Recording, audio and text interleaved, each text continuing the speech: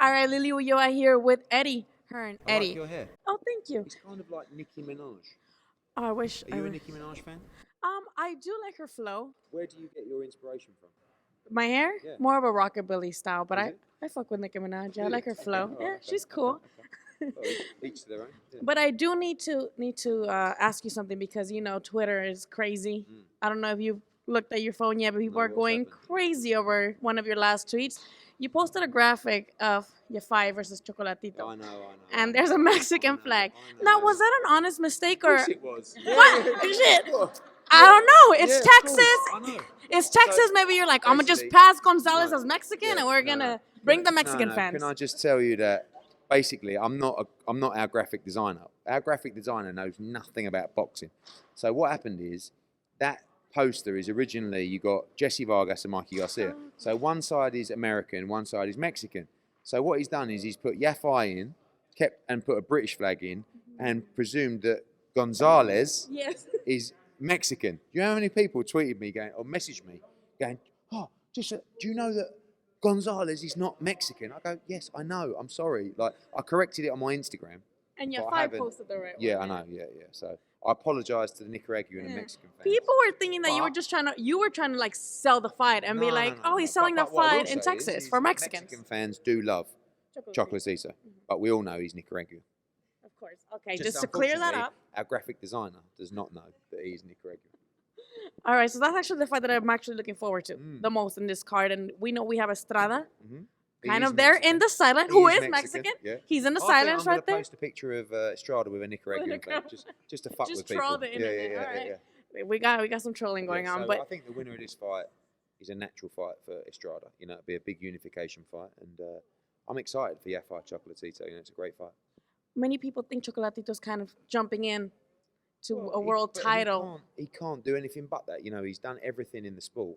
He just had a comeback fight, warm up fight. Like he don't, you know, he's at that age now where he wants to see if he's still got it. He's only 70 or 80% of the fighter he was, but that's probably still enough to beat everybody. You know, and I was joking with Cal Yafai yesterday, saying you're lucky this wasn't 5 years ago because that guy was, you know, he's still brilliant, but he was unbeatable once upon a time. You know, and yeah, and now he's. But even then, you know, he boxed Rungvisai. He was starting to get old in the knee, and you know the injuries, and we'll see what he's got left on Saturday. Now we finally got Usyk back. You know, he's getting some injuries. Now looking at the landscapes with the heavyweights, the last matchup with Fury and Wilder, how stupendous that was. Do you think Usyk has a chance against this talented ass? He's going to fight Chisora, so that's a great fight to find out what he's got at heavyweight. Dangerous fight. You know, Chisora is big, strong, he's got a great chin, but Usyk is technically very good. Great footwork. Does he carry the power at the heavyweight division? Does he have the chin to stand up to the big boys? We're going to find out against Eric Chisora. At least this is the main event, so you won't be getting no crap from him on this one. Exactly. Chisora. Main event. He's Definitely got what he wanted. Definitely a main event. Now, my sources tell me that Prince Khalid wanted Manny Pacquiao to fight Mikey in the DAZN, Saudi Arabia, but that, you know, of course, PBC is pushing Mikey to fight Garcia next.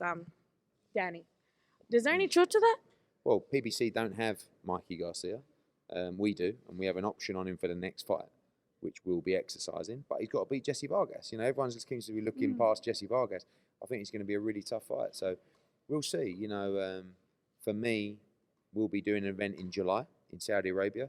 We'd like that to be with Manny Pacquiao. And if Mikey Garcia is triumphant on Saturday, I'd like it to be Pacquiao against Garcia in Saudi. Now, how does that work? Would you just talk to Mikey alone because he is like basically a free agent, even though he has a next fight with you guys, or would you have to talk to his advisor at all? No, he doesn't have an advisor. He's not with Al Heyman. He has no advisory deal with anyone. He's his own boss, which is a good thing and a bad thing. You know, for us, he just likes to do fight by fight deals, but we have a right to stage his next fight as well, which we'll be looking to do. So, at the end of the day, Mikey's going to do what's right for Mikey. You know, I think he's enjoyed himself with us. But again, you know, anything could happen. He could lose on Saturday, or he could look really bad and win, and maybe he wouldn't have the value that he might have, or he could look sensational and his value could go through the roof. But you know, Mikey always backs himself. He doesn't want to do long-term deals because he thinks he's going to look so good that you're going to pay him a load more for the next fight. I like that. You know, I like people who back themselves. So we'll see what happens on Saturday. Should he not rise victorious on Saturday, do you think he should go back down to Yeah, look, 140? he And you shouldn't- got people at he shouldn't 142. He shouldn't be at 47, but people tell him he shouldn't be at 47. And he's really stubborn. And he's like, no, I'll show you I can fight at 47. And Jessie Vargas is going to have a big height and size advantage in the ring on Saturday. But if he can beat Jessie Vargas, you've got to think that really he should be legitimised for a world championship shot at 47 and to try and become a 5-weight world champ. You know, but really I feel like his best weight is 40. You know, you've got the winner of this fight, Prograis Hooker. You've got Devin Haney, wants to fight Mikey Garcia as well. So, and Mikey will fight anyone. He don't care. He just wants to be in great fights. Now, should Vargas defeat Garcia on Saturday, is there any concern now of him as a welterweight that, again, PBC holds most of the welterweight stable, that you won't be able to get him any more fights? Because you got him, Mikey, coming in. He wanted to move to 54, but this fight come up at 47, and I promised I'd deliver Jessie Vargas a big fight, and it's a massive opportunity for him. Big money, big profile, but he would be happy to go at 54. But, you know, victory on Saturday would give him that profile to go, I have no problem with our guys, you know, getting them an opportunity to fight on Fox if we can't get it on DAZN. You see with Demetrius Andrade at the moment, if Charlo wants to fight him, we'll do it on Fox. It doesn't, you know, it's fine with us. Because if we can't deliver the big fights for them on DAZN, then we've got to help them get the big fights somewhere. So, you know, I'm happy for Jessie to look at opportunities at 47, 54. He was one of the first guys that moved and left the PBC to sign with us when we launched DAZN. So I've got a little soft spot for him. And, you know, I really think he's got a great chance on Saturday. He's really pumped for this fight. Does that also apply to maybe if Fury fights Joshua? Would you guys be willing to go to ESPN's side? Yeah, but there's a way to work it out. You know, ESPN and Fox just worked it out. The only thing that's different with DAZN and ESPN is, you know, on the pay-per-view side, how does that work with DAZN? They can work it out. They're clever people. The most important thing is trying to get the fights made. Now let's jump onto another subject. Lastly, I'm gonna keep this short for you. I've been watching the whole YouTuber, the whole boxing, they're trying to merge the fans. But from what I see from the fight fans, they'd rather have their own cards. And then from what I see from the YouTube, they want to have their own cards too. Like they say, okay, why don't we just have a Soul Night on DAZN for those YouTuber fights or entertaining fights for those that demographic? Is that something you're willing to do next, or maybe one-on-one? I think there's an argument for that. What I was trying to do is I don't want to promote white-collar boxing. So I wanted to say to these guys, if you want to do it seriously, you've got to turn pro, you've got to live the life, you've got to do proper camps. The problem is some of them aren't good enough. KSI Logan Paul, we kind of got away with it. I felt like it was a decent fight. The energy was unbelievable at Staples Center. And then the Gibb fight the other week, done great numbers, but it was a first round knockout. He wasn't great. Do you know what I mean? And a lot of people are saying, well, why don't you just do a YouTube night, like you say, or just so. But the problem is as well, like 10 times as many people watched the Demetrius and Tevin Farmer card because that fight was on the undercard. So that's the benefit that I'm trying to bring to boxing and those particular fighters, is letting them fight in front of a bigger audience. You know, all the people that say, yeah, but those people, they don't stay in boxing, but they have. We've seen it from the stats. Not everybody stays. Some unsubscribe. But it doesn't matter if 10% stay. It's great for DAZN. It's great for the fan base of the sport.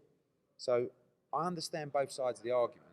I'm not sure you're not going to see. You're only going to see probably one more YouTube fight this year anyway, and we're already up to our schedule for May, and there's none planned. So you're not going to see many. But unfortunately, the broadcasters are seeing the numbers are so big that they want me to do more and more. But we just got to decide whether we incorporate that into a fight night or we do our own YouTube. Problem is, when you do your own YouTube card, a lot of it's going to be shit. Do you know what I mean?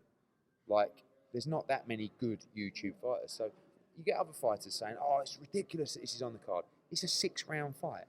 Yeah? It's not. No, and how many times have you seen 6-round fights with a great prospect and a terrible journeyman that's a waste of time anyway? So it just... And they put them the same tier. It helps drive tickets. It helps more people tune in to watch, which in turn puts more eyeballs on the other fighters on the card, hopefully builds their fan bases as well, and it gives us a chance to bring in a new audience to the sport.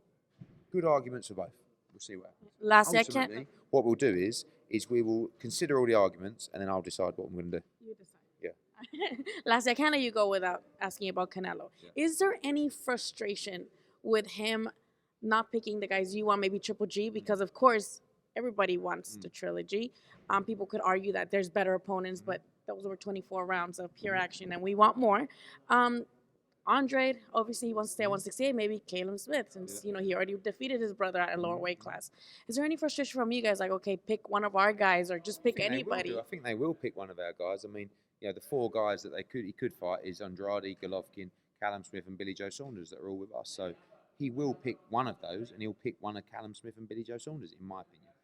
We should find out any day which one it will be, and then hopefully, if he's victorious, hopefully he's not victorious, but if he is, then he fights Gennady Golovkin in September. That's a fight that must happen. It's the biggest fight out there in the division, and DAZN want that fight, and they need that fight because they need the biggest fights out there, and that's right up there. Is Canelo being petty to Triple G? Like, I don't want to give you another payday. Maybe. I mean, I think that ultimately, when DAZN did the deal with both guys, it was agreed with Golden Boy that was a fight that they would make. So why not make it? That's the frustrating thing. So I think they're nearly there, and hopefully they can work it all out.